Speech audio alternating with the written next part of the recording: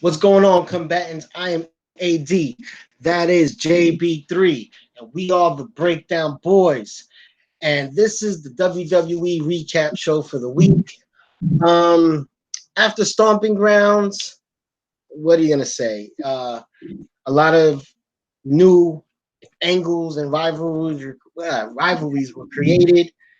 An old guy came back and surprised everybody. And R-Truth continues to entertain with that 24/7 title. JB3, holla at the people. What's going on, my brother? Hey again, everybody. We're here. We're talking about Raw and SmackDown. And man, yeah, Raw was kind of crazy. I didn't know, after Stomping Grounds, I was like, oh, see what happens on Raw. They had the Seth Rollins thing and they set up the main event for it's probably going to be I'm assuming it's going to be the main event. Seth Rollins and Becky Lynch in a mixed tag versus Baron Corbin and Lacey Evans, and it's going to be winner take all for the WWE Universal Championship and the Raw Women's Championship all in one swing. So they set that up. It wasn't horrible. It wasn't great. What'd you think about it, man? Honestly, I'm okay with it. I have my issues with it. I think that they're playing up too much on the whole real relationship aspect of Seth and Becky, but I get it. If this is supposed to be a world where you're fighting and if you have a loved one back there, you're going to have their back. So I understand. That's why it bothers me every time I see Roman Reigns getting jumped and I know the Usos are backstage chilling. You know what I mean? Because if my cousin was getting his ass whipped, I'd be down there in a minute. But, I just hope that they end these feuds at Extreme Rules. I hope this doesn't segue into another angle where, we're going to have to keep seeing this Baron Corbin and Lacey Evans thing. I like Lacey Evans. I think her performances and the way she carries her character is dope. She's doing a good job. I just think it's time for Becky to move on. Mm-hmm. Yeah, they need to go on and handle it. But hey, you never know. Maybe they can. Isn't it an Extreme Rules match? I've been thinking about that because in a pay-per-view called Extreme Rules, there aren't all the matches under Extreme Rules. Like, there's no just DQs in these matches. See, I don't think it works that way. I don't think all of them are. I think some of them are, and then they'll have different other ones. Like they might have a cage match, which would be kind of weird because they just had a cage match at Stomping Ground. But like they'll have like a chairs match or a no holds barred match or just no DQ match. But they'll definitely have at least one Extreme Rules match where the whole concept is go freaking crazy with every kind of weapon that you can. If that's I honestly think that's going to be.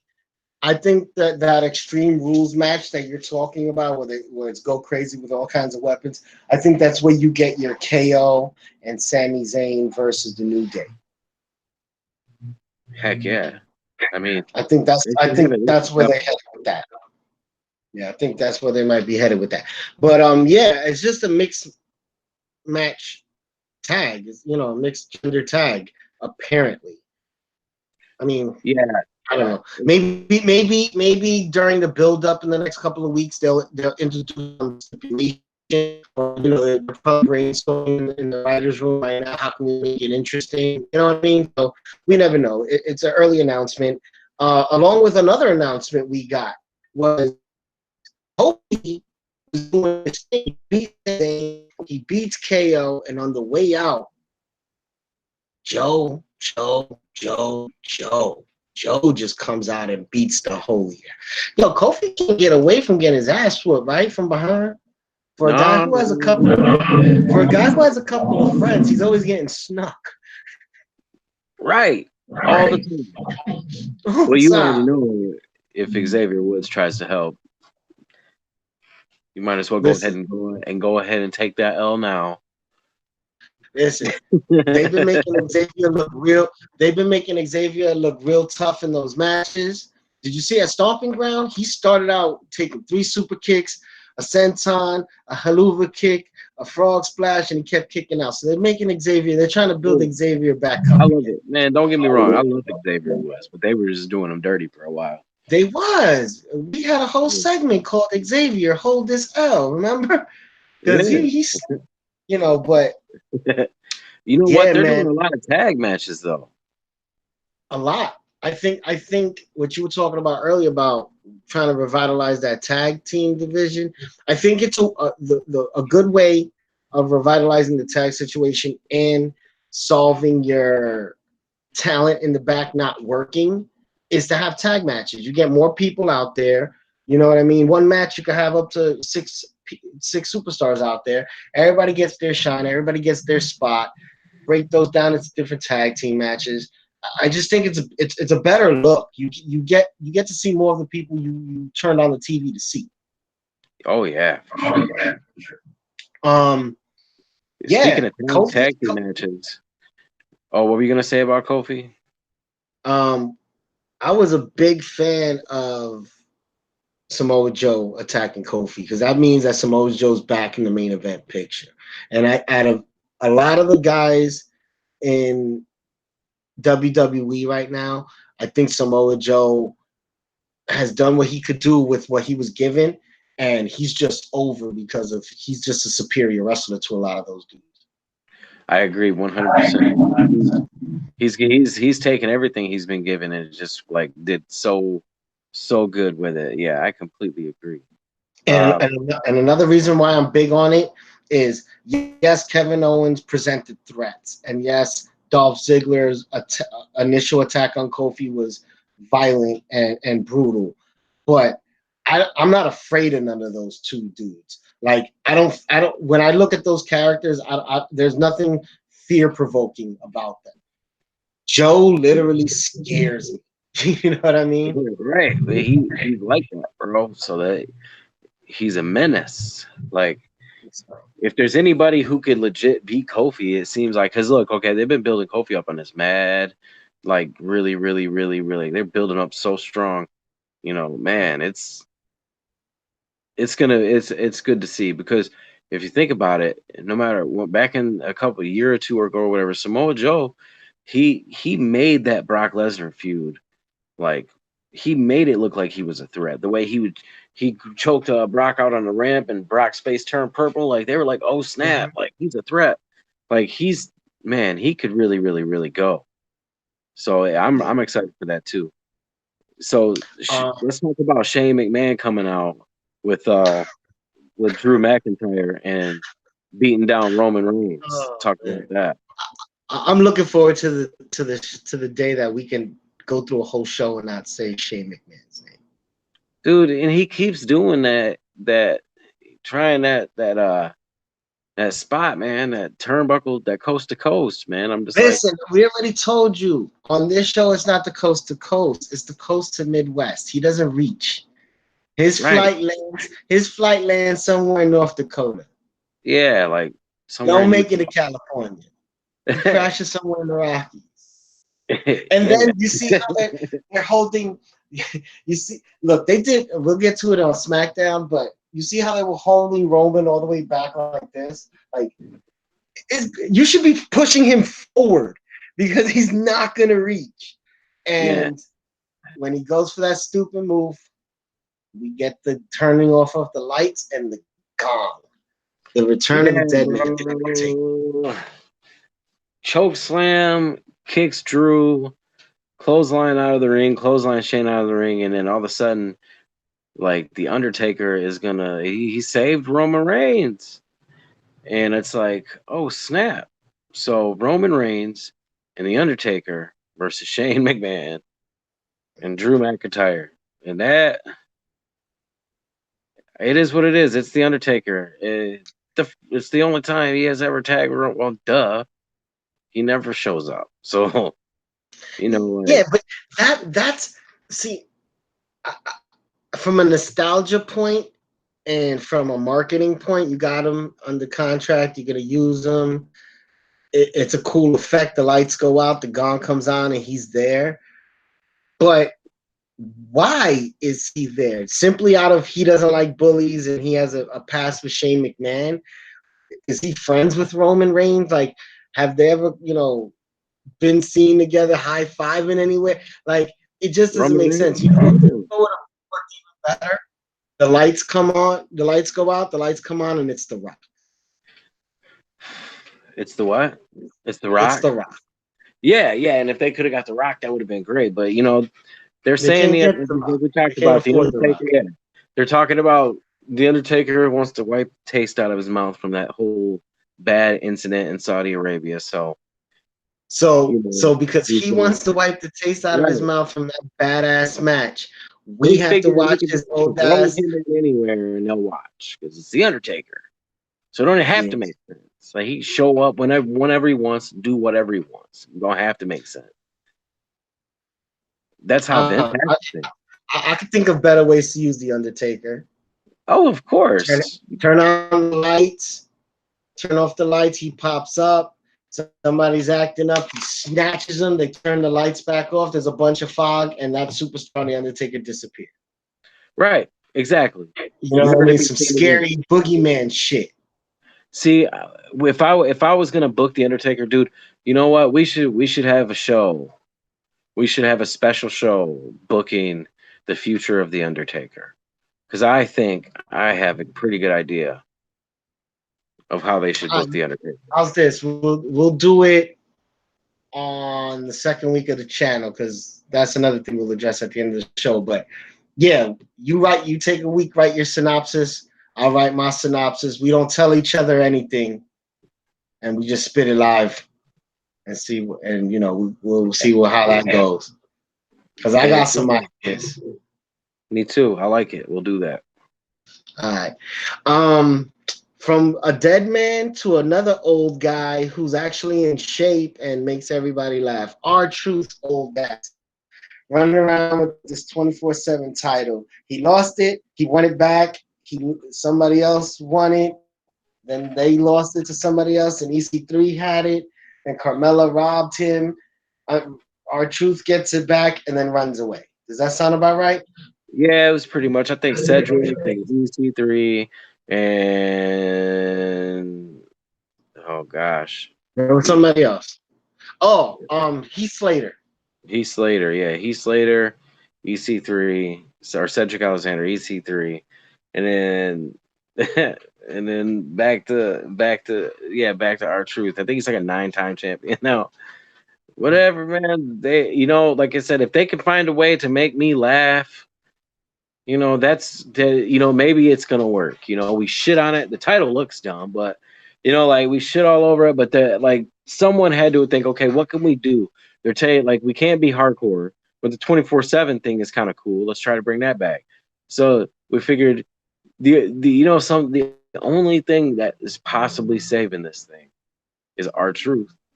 That's it. It's just he's perfect with it. And honestly, you gotta give a special supporting actress award to Carl. Look, you don't like her, but bro, like she's adding a good flair to it. Like taking the title and running like that and then doing the roll up like that. That's like, you know what I'm saying? I know you don't like. I know you have issues, but imagine if it was just someone else. Okay. I got it. I understand, man, because I just don't like the broad, man. I just don't. You don't, man. I know you don't. I don't like the whole undercard of insignificance chasing him around. I like the comedy aspect. I like R-Truth. The shit that he says goes over a lot of people's heads. Like the subtle hood things that he jokes about and he says the way his delivery, right? It goes over a lot of people's heads, and I be crying. Like, I only got 2 breaths in here. I think I have hypothermia. You know what I mean? Like random shit like that. When he was on Miz TV, he goes, I was in my house. They out there telling, yo, Truth, your car on fire. No, not to me, not today, devil. Close the door, and the cops' cars outside burning and shit. Right. You know what I mean? Like he's paranoid. He's crazy. It works, man. It works in the fact that he's making it work. I shudder for the day that they take it from him. The only other angle I can see after this angle of the comedy and the running around gets played out is if, because Carmella can play a bad guy pretty good. And she doesn't necessarily have to be evil, but maybe she gets tired of bailing him out of situations like the EC3 thing, hiding, or the running away with him thing. Maybe she's like, damn, I'm doing all this work. I could be 24/7 champion, and she takes it from him. I think I mentioned this before. But, you know, then it could be him trying to get his belt back from Carmella. You know what I mean? Right. Oh yeah, totally. See, I totally I got man, we could do another one, man. We could book that too. We could just think of a bunch of different ideas and make it a weekly thing. We could just book. And what I feel was, I know a lot of people were happy to see The Undertaker back and all that. And I'm a big fan of the whole Samoe Joe angle. The best thing of the night was that Ricochet AJ Styles match. That was a great match. Yeah, you know, look, it's crazy, okay, because they teased the match at Stomping Grounds, and then we were like, okay, which was a pretty good thing to do, because then we knew we were going to see that match, and it needed to be a good match. It was a good match. I think they could do more with more time, obviously. But man, like I was a little bit, I don't know. I don't want to call it disturbed because okay, here's the thing. It's AJ Styles.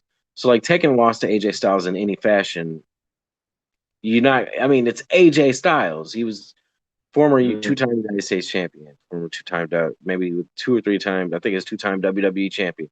You know, like that dude is legit. Like, so him beating Ricochet didn't really hurt Ricochet. Seeing that AJ is on this level of greatness, okay.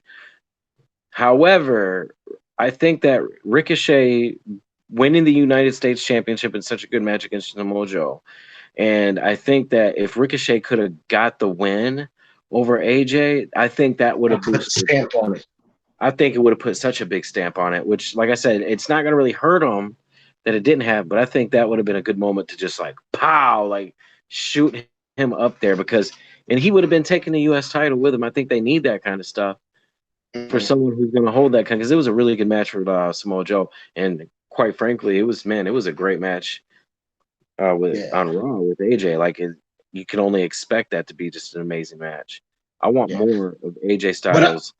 What I think really put Ricochet over was the match was a 5-star match. I enjoyed every aspect of that match. That match was awesome. Maybe jumping out the window calling it a 5-star match, but that match was fucking good, right? Yeah, was the fact that AJ knew he was in a fight, and AJ picked him up, put his belt on him, raised his hand, and pointed to him like, "Yo, this is that dude."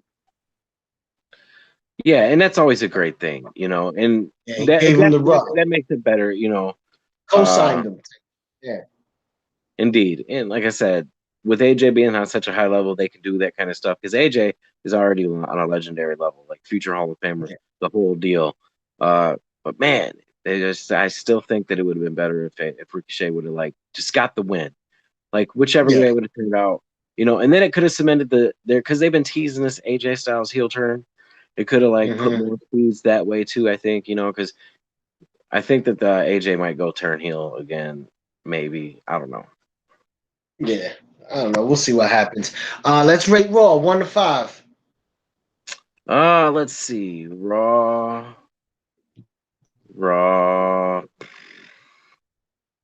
You know, I'm gonna give it a 3. You know, it wasn't the worst thing. It wasn't the worst thing. I wasn't bored. I didn't have to sit through a bunch of crap. I'm with you. I'll give it a 3. 3 doesn't sound bad. Yeah, 3 works. Moving on to SmackDown Live. A lot of 2 out of 3 falls. Everything was 2 out of 3 falls. Like, hey, we can't get, instead of having 2 out of 3 falls, why don't you make them 1 fall, have 2 other matches, and put some more superstars on TV? That's just my thought. JB3, what's your thoughts on SmackDown, brother? Thoughts on SmackDown. Honestly, not a lot happened, but I was okay with what happened. We talked a little bit about it beforehand. Might as well start with what you were talking about. 2 out of 3 falls. Main event, they set it up. Kofi Kingston versus Dolph Ziggler. Now, we were talking before this. Now, usually when this kind of thing happens, it really annoys us wrestling fans because you got this pay-per-view, Saudi Arabia show, Super Saudi Arabia Showdown. They got Kofi versus Dolph. They did their match. It was good. They did their stuff, and then they had the cage match at Stomping Grounds. They did their stuff. I like the ending. It was good, whatever. And it's like Kofi wins twice, and it's like, oh, I want another shot. Blah, it should have been me. So Dolph wants another shot, and they say, hey, if you can beat me in this match, you'll get added triple threat. So everyone already at the time is like, all right, well, he's going to beat Kofi. They do 50-50 booking. It is what it is. My mind, I was like, I hope they don't have Dolph win. I really want to see Kofi and Samoe Joe. I don't want to see a triple threat. Like, I want his story to end with Kofi. And then we go to the main event, and, we have the match. And, man, like, it was a good match. The first fall was quick. It was like Kofi was like, bam, bam, bam, fall, woo, woo, yeah, yeah. Which is, I like Kofi doing that because, like, it shows the kind of stuff he did in the gauntlet matches, and like Kofi he's slippery, he's slick. He can get you. You got to be careful. He's the WWE champion. He's a fighting champion.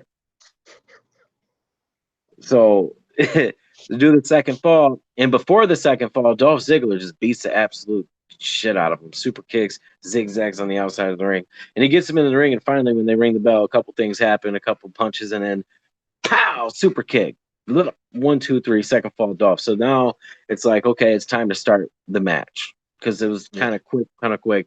And in my mind, I'm like, okay, we're gonna see how this match goes, and I want to know who's gonna. I don't want Dolph to win. As much as I like Dolph, I want the story to end. So man, it was that third fall was happening, man. I was like digging it. It had the finishes and the false finishes and this and that, and then at the end of the day, they did some sick reversals. He went for a Trouble in Paradise, caught it, reversed it, went for a super kick, caught it, reversed it, hit the Trouble in Paradise, got the pin, 1, 2, 3. Dolph's gone. Kofi is looking massively strong going into Extreme Rules against Samoe Joe, which he needs because, like you said, you're actually scared of Samoe Joe. So, yeah, man, that's the biggest part of the show, the beginning and then the main event, everything they did. I liked it, man. Especially the way it ended. Like, it always feels good when a story ends good, like the way you want. Not necessarily the way you want it, but like it's different, Yeah. The rest of the show was pretty much a setup show. It felt like a building block show. Nikki Cross defeats Bayley in order to get Alexa Bliss another title shot from the fallout from Stomping Ground. Ember Moon and Sonya Deville had a real quick, 4-minute match. Mandy Rose interfered, giving Sonya the opportunity to roll her up. And then they played that little hair stroke, setting up the whole girlfriend angle. Miz got his ass whooped again. The worst thing that ever happened to Miz was turning into a good guy. God, right. Damn. I do want to say this, and I hope they make this change permanent. I noticed a change, okay? Because the one thing that pissed me off about the Miz's face turn is this, okay? Like promos, he's good whichever way it turns around, no matter what. But it's his in-ring stuff. Like, he has good moves that can get good pops. But when he was a heel, he stole Daniel Bryan's moves. The kicks, bow, bow, bow, the running drop kicks, boom, bam, bam, bam. So then when he turned face, he started, kind of still doing it. So everybody was like, the kicks, the kicks, the kicks. Now, when it came to the drop kicks, he, does a drop kick, maybe 2, and then he'll turn it into that clothesline that he's always done. I'm cool with that because it's his own little flair. But when he was doing those kicks before as a face, they were slow. Just got to face it. He's not like Daniel Bryan. Daniel Bryan does them, man. They look nasty. But when the Miz does them, they don't look that brutal. But this time he didn't do that. He was just dude was on his knees and he was in kind of a distance, and he was just and just ran and kicked him one time, right in the chest. And I'm like, boom.